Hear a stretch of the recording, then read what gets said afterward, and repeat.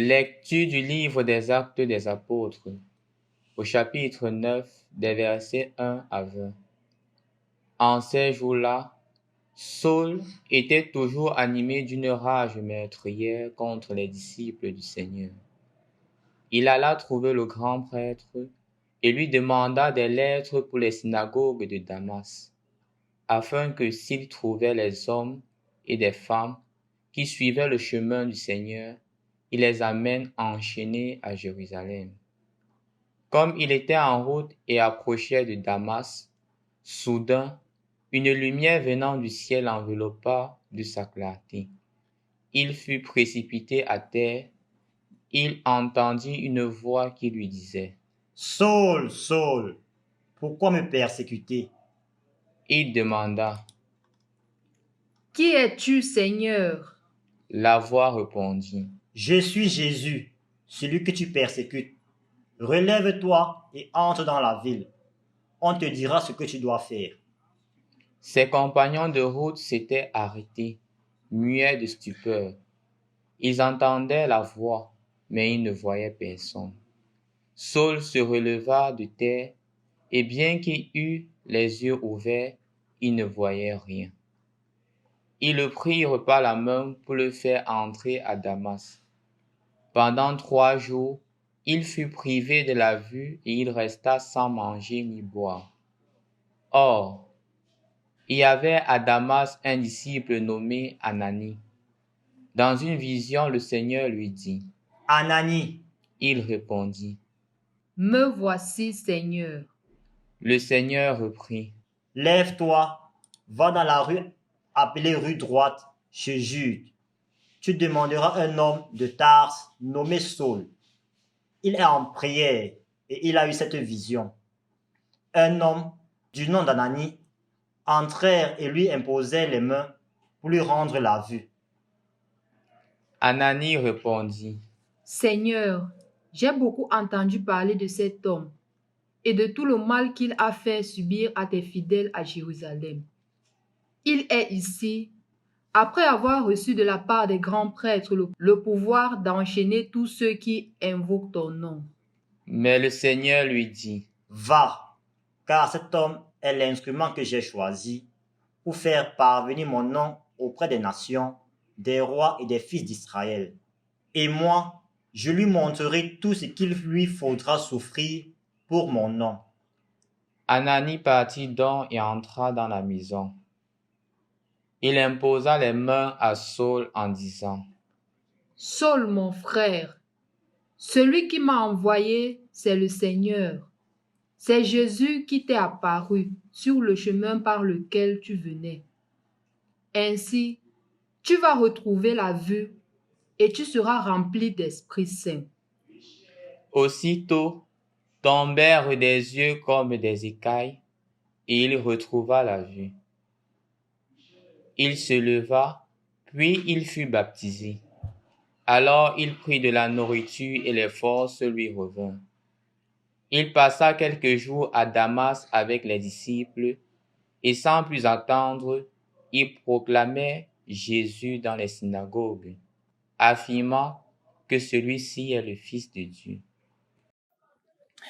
Au nom du Père et du Fils et du Saint-Esprit, Amen. Loué soit Jésus-Christ. Aujourd'hui, nous avons l'une des plus belles épisodes du livre des Actes des Apôtres, qui d'une certaine manière doit ouvrir un grand portail pour l'évangélisation dans le monde entier. C'est en effet la conversion de Saint Paul que nous venons d'écouter. En effet, chers frères et sœurs dans le Christ, on se rappelle clairement que lorsqu'on a lu le passage sur la mort d'Étienne, on a dit que ces assaillants avaient déposé leurs vêtements aux pieds de quelqu'un qu'on appelait Saul, qui sera plus tard Paul. Et justement, il était là. Il était en train d'accepter cette action-là, d'encourager cette action. Et tellement il était zélé pour l'annonce de l'évangile qu'il prend la lettre chez les grands prêtres pour aller dans d'autres villes comme Damas pour arrêter ceux qui ont défailli, ceux qui ont changé de chemin. S'ils ne se convertissent pas, ils sont jetés en prison. Et s'ils sont jetés en prison, on pourra même leur dire aveugle. Être aveugle est le signe de l'humilité, est le symbole de l'humilité. En fait, la cécité, c'est le symbole de l'humilité. Pourquoi le symbole de l'humilité? Parce qu'on dépend des autres pour vivre. On dépend des autres pour se déplacer. On dépend parfois des autres pour la cuisine. On dépend des autres en plusieurs aspects pour pouvoir vivre. Et donc, quand le Seigneur permet à Paul de tomber, quand Paul tombe et devient aveugle, le Seigneur, en d'autres termes, voudrait me faire comprendre, voudrait te faire comprendre que pour le connaître, il faudrait que nous laissions notre orgueil. Il faudrait que nous mettions de côté notre orgueil. La connaissance de Jésus demande une bonne dose d'humilité. La connaissance de Jésus demande que nous laissions à côté nos connaissances dont nous sommes parfois certains à 2 millions de pourcents qu'elles sont vraies. Et contredire tout autre point de vue qui ne va pas en droite ligne avec ce que nous voulons. Habitons de l'humilité de Dieu. Une autre chose que je voudrais partager avec vous, chers frères et sœurs dans le Christ, c'est le fait que le Seigneur envoie Ananie guérir Paul. Malgré le fait que Ananie ait douté, il va et guérit Paul. Ce qui est davantage marquant, ce sont les paroles qui sortent d'Ananie. Mon frère, le Seigneur m'envoie vers toi. Mon frère. Paul a fait beaucoup de mal. Paul a fait trop de mal. Mais quand Ananie vient le voir, Ananie ne le regarde pas d'abord comme un persécuteur. Ananie le regarde comme un frère, comme pour lui faire comprendre que le Seigneur t'a pardonné. Le Seigneur t'a donné une seconde possibilité. Le Seigneur vient te tendre la main pour que tu puisses te relever, mon frère. Et c'est ainsi que Paul fait 3 jours dans le jeûne de purification, pour se laver de nouveau, pour se repurifier, pour se ressourcer afin d'annoncer ce Jésus qu'il a persécuté. Mon frère, ma sœur, retenons donc plusieurs choses dans cette lecture. La première, c'est que le Seigneur nous invite à mettre de côté l'orgueil qui nous habite, ce que notre fondateur Saint Guido Maria Conforti appelle l'amour propre. Que nous mettions de côté l'amour propre et que nous soyons justement habités par l'humilité, sachant que celui qui est à côté de moi, celui avec qui je vis, celui qui est avec moi est un frère avec qui je dois cheminer vers la suite du Seigneur, dans le chemin de la sainteté. Deuxièmement, il n'y a pas de personne qui soit déjà sans espoir. Il n'y a personne qu'on puisse dire que celui-là, il n'y a plus d'espoir.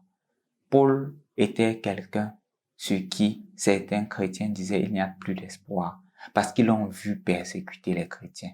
Maintenant, nous parlons en 2023, nous ne voyons pas la pesanteur de ces persécutions. Nous ne voyons pas le fait que tu peux avoir un frère parce qu'il a embrassé le christianisme, il soit tué. Et la personne qui tue ce frère-là dit qu'il veut devenir chrétien. Et là, on comprend justement la gravité et le pouvoir de la conversion. C'est ce que le Seigneur a fait. Il pardonne Paul. Et voilà que Paul, se sentant pardonné, se sentant aimé par la communauté à travers Ananie, il entre dans ce cheminement de conversion. Et plus tard nous verrons que le Seigneur fera avec lui des prouesses. Le Seigneur ne te juge pas, toi, mon frère, ma sœur. Ne crois pas que le péché que tu as commis, le Seigneur ne puisse pas le pardonner, c'est faux. Quelle que soit la gravité de ton péché, le Seigneur t'aime et te pardonne. Parfois, certains se mettent parfois à me dire que mon Père, ma part de péché là, le Seigneur ne peut pas pardonner. Je préfère rester dans ma situation parce que je ne veux pas tromper Dieu. Non. Le Seigneur sait déjà avant toi ce que tu as besoin. Il sait déjà ton péché. Tu n'es pas en train de le tromper. Reviens toujours et tu essaies de tendre la main. Tu dis, Seigneur, tu m'as donné 10 milliards, mais je n'ai plus que 1 franc. Reçois ces 1 franc-là. Et le Seigneur te pardonne. La conversion de Paul est pour toi et pour moi une occasion de la prise de conscience de l'amour de Dieu qui est sans mesure. Et cet amour sans mesure ne faillira jamais. Au nom du Père et du Fils et du Saint-Esprit. Amen.